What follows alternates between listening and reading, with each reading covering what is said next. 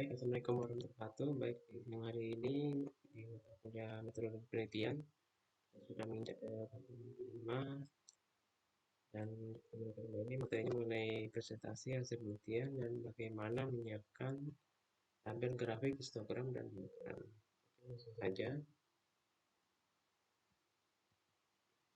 Untuk presentasi lisan itu biasanya digunakan untuk presentasi proposal, seminar hasil penelitian, kemudian juga mempertahankan tesis, disertasi atau skripsi. Untuk pertemuan ilmiah, kongres ilmiah, kuliah, dan penawaran produk. Untuk formatnya itu ada bagian pendahuluan, biasanya diskusi latar belakang, kemudian ada bahan dan cara, kemudian ada hasilnya dan pembahasan. Kemudian pembicaraan seminar itu akan menjawab mengapa penelitian itu harus dikerjakan, tidak juga ada latar belakang kenapa harus dikerjakan. Yang kedua, bagaimana cara mengerjakannya itu, dengan metode apa yang digunakan, dan apa yang ditemukan dari penelitian tersebut.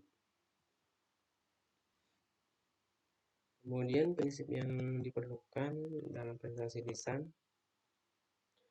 usahakan semua pendengar memperhatikan Anda, jadi semua pendengar itu dibuat menjadi kondisi yang kondusif terlebih dahulu supaya penjelasan kalian didengar. Kemudian tujuan penelitian itu ditekankan dan menyajikan hal mendetail yang membingungkan, sekiranya itu akan membingungkan para pendengar, juga tidak ditayangkan. Kemudian gunakan tayangan yang sederhana tanpa banyak efek. Disarankan ide itu harus diutarakan dengan singkat dan jelas. Kata yang digunakan harus tepat dan benar pemakaiannya, menggunakan kalimat aktif dari kata benda yang abstrak, dan keterangan yang diberikan harus jelas. Yang kata benda yang abstrak itu maksudnya kata ambigu, jadi masih belum jelas itu mengenai maknanya. Kemudian untuk pembuatan tayangan itu rencanakan dahulu apa yang akan ditayangkan, diutarakan. Kemudian tayangan itu hanya berupa poin yang menunjuk banyak hal detail pada setiap tayangan, ditunjuk dari yang sederhana ke yang kompleks. Daftar dalam terlalu banyak angka juga hindari penggunaan tayangan yang terlalu banyak dalam waktu 1 menit per tayangan. Nah, ini bisa membuat pendengarnya itu bisa meresapi dan menghayati terhadap yang kalian utarakan. Kemudian selanjutnya itu periksa semua tayangan sebelum dipresentasikan sehingga bisa jelas itu yang akan diutarakan atau mungkin ada kesalahan yang perlu diperbaiki. Kemudian periksa kejelasan tayangan dari pendengar paling belakang, apakah bisa jelas dilihat ataupun terdengar dari belakang. Kemudian juga menyediakan penunjuk sebelum berbicara dengan pointer. Kalau memakai pointer ini matikan setelah selesai digunakan sehingga pendengarnya tidak terfokus pada pointer kalian. Kemudian juga tayangan itu setelah selesai itu dijelaskan juga dimatikan, dan hindari tayangan yang terpampang terus selagi kalian berbicara. Kemudian beberapa tips untuk prestasi lisan, hindari penggunaan kata ini sehingganya para pendengar itu tidak tertawa, masih tetap fokus pada apa yang kalian jelaskan, yang terus berlatih, kemudian berbicara cukup keras dan jelas, ini bisa dengan sahabat kalian untuk latihan presentasi. Kemudian berbicara bersemangat dan sesekali tersenyum sehingga semuanya tidak terlihat takut atau tegang ya. Kemudian tetaplah mereka jangan menatap langit sehingga tidak terlihat gugup. Kemudian buatlah singkatan apa yang akan dibicarakan. Jadi singkatan ini bisa menjelaskan dari hal yang kalian jelaskan juga, tidak semua itu punya kata-kata. Jangan membaca makalah itu bisa membuat kalian ini mungkin bisa dinilai kurang menguasai dari materi. Kemudian juga berbicara dengan kecepatan yang sedang, jelas dan mudah dimengerti. Kemudian tips lainnya itu harus tahu persis apa yang akan dibicarakan, sehingga penanya akan tahu terhadap apa yang kalian bicarakan, tidak sampai mengetes.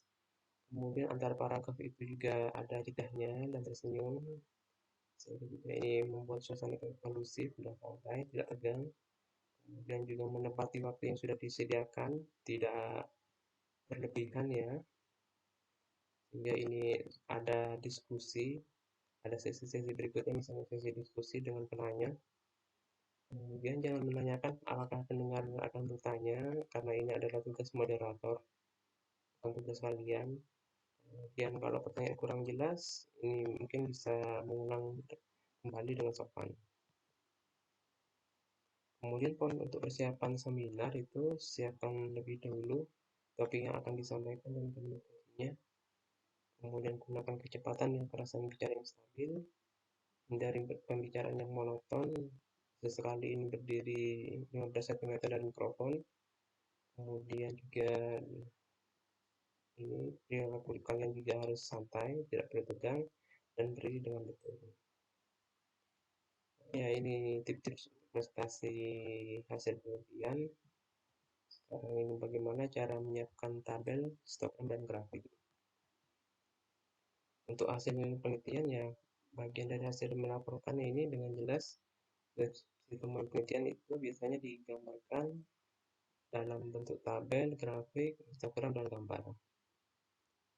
Ada dua macam gaya penulisannya, itu bisa hasil itu dipisahkan dari pembahasan, ataupun hasil dan pembahasan itu tidak dipisah tetapi diikuti dari pembahasan secara langsung. Untuk hasil yang dipisahkan dari diskusi atau pembahasan, ini setelah kalian melakukan pengenalan hasil penelitian, biasanya mempresentasikan hasilnya itu dalam bentuk tabel, grafik, histogram, dan gambar. Namun pastikan ini Anda ini tidak mulai menafsirkan hasilnya. Ini akan berlangsung bagian diskusi yang akan dibahas berikutnya. Untuk yang kedua, hasil dan pembahasan tidak terpisahkan. Setiap hasil ini diikuti dengan diskusi secara langsung. Kemudian pernyataan menunjukkan di mana hasil dapat ditemukan, dan pernyataan menyajikan temuan yang paling penting. Untuk cara penyajiannya ini bisa dengan menggunakan berbagai teknik, misalnya teknik statistik. Kemudian penyajiannya itu di bagian bab-bab di mungkin di deskripsi itu bisa dalam bentuk tabel, grafik, histogram, dan gambar. Kemudian peletakannya ini antara tabel, grafik, histogram, dan gambar itu bisa sedekat mungkin dengan tempat disebutkannya. Misalnya dengan setelah kata tentunya ataupun judul di bagian atas. Nah, ini contoh dari gambar, nanti bisa mungkin dari sedekat mungkin, entah itu di bagian bawahnya atau di sini. Sekarang ke tabel, ini adalah unit konsisten yang harus digunakan di tabel, dan konsisten dengan penggunaan subjek. Singkatannya itu harus jelas dan konvensional, dan penulis harus menyadari bahwa itu tabel itu diketik, dan juga ada keterbatasan ketikan, artinya itu dari setiap judulnya itu tidak terlalu panjang. Juga tabel ini harus memiliki judul dan catatan tentang sumber, penerapan, dan lengkap data. Dalam teks ini selalu mengacu pada nomor tabel tertentu, pada teks-teks tertentu di bab berikutnya itu ya, ataupun bab sebelumnya itu bisa mengacu pada tabel ini ataupun pada tabel pada lampiran tabel ini. Untuk tabel yang besar itu harus diatur pada 2 atau lebih halaman menghadap dengan judul di tepi atas halaman dengan garis kotak, dan judul itu ada tabel akan berlanjut di setiap lembar. Jadi itu pembaca tidak akan mengulang dari halaman sebelumnya. Dan semua tabel itu harus diberi nomor secara berurutan. Caption, judul kolom, dan potongan judul harus dipilih dengan hati-hati. Kata-kata utama di kedua keterangan dan topik itu diberi dengan huruf kapital. Kemudian menurut Waldo ini secara umum itu ketika 4 atau lebih item itu data diberikan, mereka itu disajikan dalam bentuk tabel. Jika item itu diulangi beberapa kali dalam sebuah tabel, itu akan muncul hanya satu di judul dan satu catatan kaki atau kepala kolom atau baris. Judul kolom dan baris itu harus digunakan untuk mengumumkan data terkait. Seringkali hanya tabel ringkasan yang harusnya disajikan dalam bagian utama laporan dan tabel pendukung akan dilampirkan.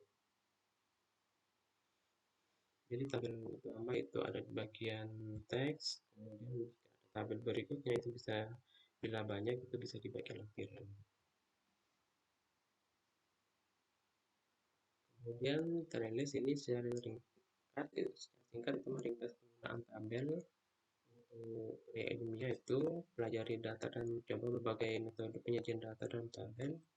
Penyimpanannya itu yang sederhana, tabel besar itu kadang-kadang membingungkan. Buatlah data dalam tabel itu jelas dalam arti membaca, karena tabel ini akan lebih berharga daripada teks dan menggunakan tabel itu hanya jika diperlukan. Ketik setiap tabel pada halaman dan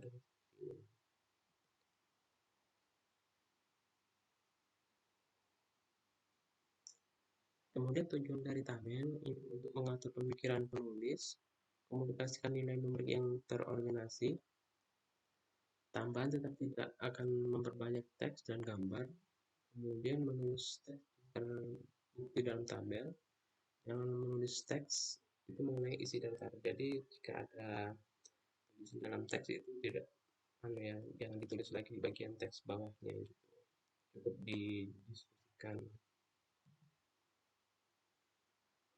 Desain tabel untuk hasil maksimal jumlah data, tetapi tabel itu harus memiliki tujuan tertentu serta menyajikan data. Kemudian isinya juga harus cukup jelas dan sederhana, disajikan dengan cara yang memiliki arti. Data yang disajikan dengan cara yang berarti artinya harus memfasilitasi perbandingan, interpretasi, dan hubungan. Kemudian sejumlah kolom itu lebih mudah dibandingkan daripada angka dalam satu baris, dan hitung yang dibandingkan itu harus di kolom yang sama, di urutan turun atau naik dari peringkat mereka, dan kontrol atau nilai normal itu harus disajikan pada kolom yang pertama. Jadi nanti kolom pertama itu data kontrol, berikutnya itu bisa data yang percobaan. Tabel itu harus kompak, ruang kosong yang berlebihan harus dihindari.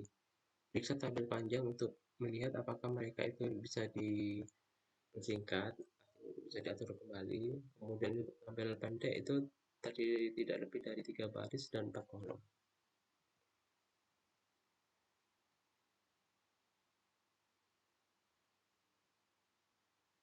Kemudian untuk tabel ya, angka yang cukup dapat diandalkan adalah angka yang penting. 0 akhir setelah desimal itu sifatnya penting. Kemudian 0 akhir sebelum desimal itu mungkin penting atau tidak. Artinya misalnya 0 akhir setelah desimal itu 0, jadi 0 pada bagian akhir itu penting. Itu membuat data pendidikan itu valid atau tidak. Kemudian 0 akhir sebelum desimal misalnya 0,000. Jadi sebelum 0 akhir itu data itu bisa menjadi data yang penting ataupun akurat ataupun tidak itu. Jadi bisa diabaikan. Kemudian gaya untuk tabel, bagian dari tabel itu bisa berupa nomor tabel boleh Romawi atau Arab. Kemudian judulnya harus singkat. Kepala kotak itu mengindikasi informasi dalam kolom vertikal. Jadi ada kepala kotak itu, yaitu akan menjelaskan informasi dalam kolom yang vertikal pada bagian atasnya. Sedangkan topik itu mengidentifikasi informasi dalam garis horizontal. Jadi setiap kolom pada horizontal itu akan menjelaskan secara detail informasi yang secara horizontal. Kemudian untuk catatan kaki itu akan mengikuti tabel, dan di sini catatan kakinya itu setiap catatan kaki harus secara terpisah. Gunakan superscript bisa huruf atau angka yang ditulis di badan tabel untuk menunjukkan catatan kaki.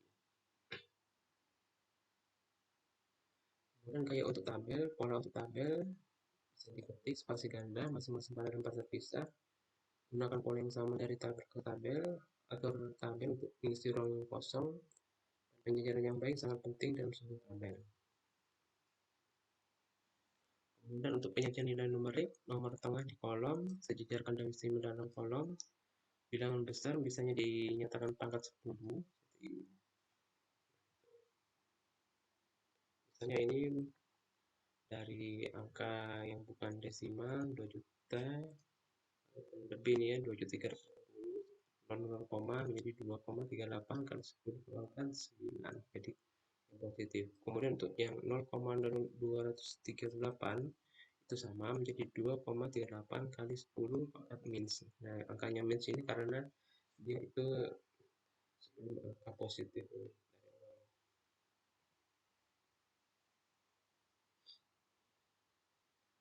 Dan ini misalnya panjangnya segini 0 sampai 10, frekuensinya berapa,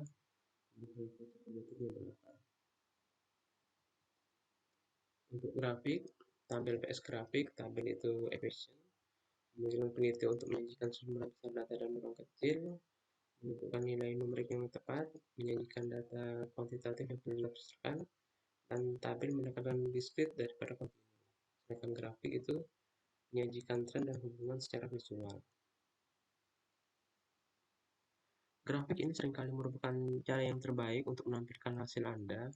Faktanya, sebagian besar proyek pameran itu memiliki setidaknya satu grafik. Untuk semua jenis grafik itu, yaitu menempatkan variabel mandiri pada sumbu X dan graf Anda dan bergantung pada variabel pada sumbu Y. Pastikan untuk memberi label pada sumbu grafik Anda. Jangan lupa untuk menyertakan satuan pengukuran, misalnya gram dan lainnya. Jika Anda memiliki lebih dari satu kumpulan data, perlihatkan setiap rangkaian dalam warna atau simbol yang berbeda. Jadi itu ada perbedaan warnanya sehingga jelas itu akan menjelaskan apa. Letakkan tulisan dengan label yang jelas. Kemudian skalanya itu dimulai dari 0. Nah, ini contoh dari grafik. Berbagai jenis grafik sesuai dengan eksperimen berbeda. Ini hanya beberapa jenis grafik yang mungkin, misalnya sebuah seri waktu, grafik garis XY dari sumbu XY dan sebelah berpecah. Kemudian grafik ini menunjukkan perbedaan dalam, misalnya ya, perbedaan dalam tes bahasa Inggris, skor siswa pada kursus, itu yang sudah lulus apa tidak, dan juga namanya itu, namanya tes kursus, misalnya dua variabel ini kan panjangnya waktu yang telah dipelajari siswa untuk belajar bahasa Inggris, kemudian nilai ujian siswa. Kemudian panjang studi itu berada pada sumbu X datar. Sumbu datar itu namanya studi, sampai ada yang 24 bulan. Kemudian skor tes itu berada pada sumbu vertikal Y. Grafik garis ini menunjukkan dengan baik tren dan kecenderungan. Anda dapat melihat bahwa nilai ujian umumnya meningkat seiring dengan bertambahnya masa studi. Kemudian bahwa tipikal siswa yang telah belajar selama 12 bulan itu skornya sudah 4 pada ujian. Kemudian bahwa seorang siswa biasa yang mendapat nilai 6 dan ujian akan telah belajar selama 18 bulan.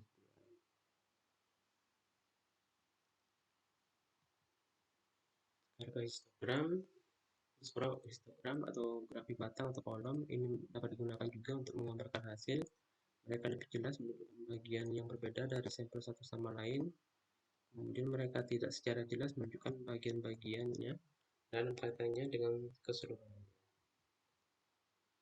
Nah, ini contoh dari histogram. Ini jelas menunjukkan proporsi laki-laki terhadap siswa perempuan, jadi mana yang lebih banyak, kemudian negara mana yang memiliki siswa yang paling banyak, dan negara mana yang memiliki perempuan paling sedikit. Tetapi dalam histogram ini kelemahannya itu mahasiswa pada mata kuliah tersebut itu tidak bisa ditampilkan itu berapa banyak. Kemudian presentasi murid perempuan juga itu tidak bisa ditampilkan, dan presentasi siswa perempuan dari China juga itu tidak bisa ditampilkan. Jadi siswa dari entah itu perempuan ataupun dari laki-laki dari negara tertentu tidak bisa ditampilkan. Untuk diagram lingkaran sekarang ini bisa digunakan untuk menunjukkan ukuran berbagai bagian hasil dalam hubungannya satu sama lain dan dalam hubungannya dengan konselor sampel. Dalam diagram lingkaran itu menunjukkan lingkaran itu mewakili total jumlah siswa pada kursus. Kemudian setiap segmen itu memiliki mewakili nomor siswa. dari satu negara. Ini menunjukkan bahwa ada siswa dari 6 negara. Ya. Kemudian menunjukkan jumlah terbesar siswa yang berasal dari Cina, dan menunjukkan bahwa lebih sedikit siswa yang berasal dari Malaysia daripada India.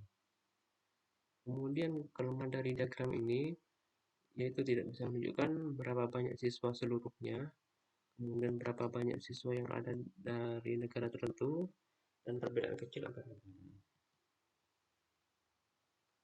Kemudian kelebihan dari diagram lingkaran itu yaitu berapa banyak persen siswa yang berasal dari negara tertentu, dan juga perbedaan kecil antar negara.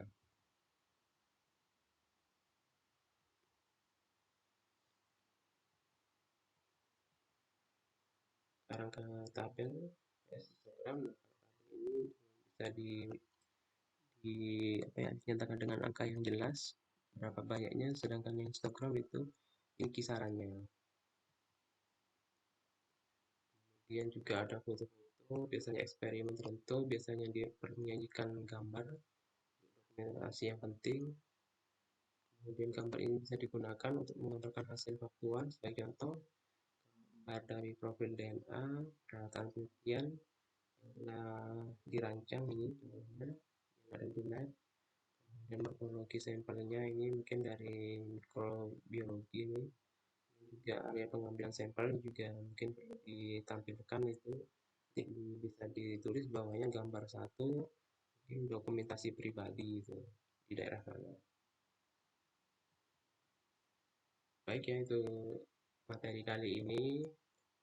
Ada yang ingin ditanyakan bisa lewat Google Classroom, dan saya akan bagikan dari video pembelajaran ini. Semoga bermanfaat dan juga bisa dipahami. Oke, terima kasih. Assalamualaikum warahmatullahi wabarakatuh.